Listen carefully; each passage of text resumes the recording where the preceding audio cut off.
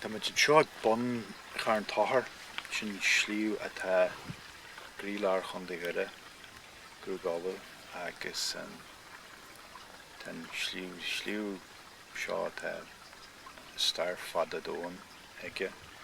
agus náit bun nar seaasún seo tá muid an sean chásan seo a téna sean chásan seo bháil siar stair na héireann agus deirtar tá sugat bhú mun bhíú na ríthe i dearach, ríthe na héireann i dearach gan na mí go mé na báithre sin go le maithas teabhar go dtí a han fáirste den tír den elan ganna hanna go thué ag sé suas fríd ar na tíre agus sin chas ar cléir nó chas sé siar tí bheith barlach neach bailíint nas go bailíint le tá nuan hannig sé haar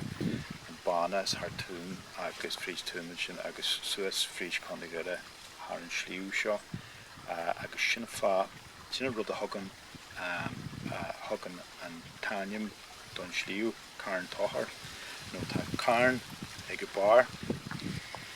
agus tá cairn an aca leis an tóchair go sin rud tá an dóchair na bailach a rinn na ríthe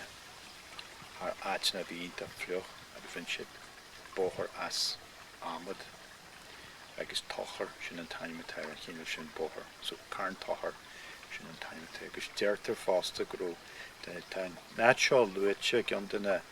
na scéaltaí sinne in éireann sin tain bochúilne agus deirtar go danig an léach súaldan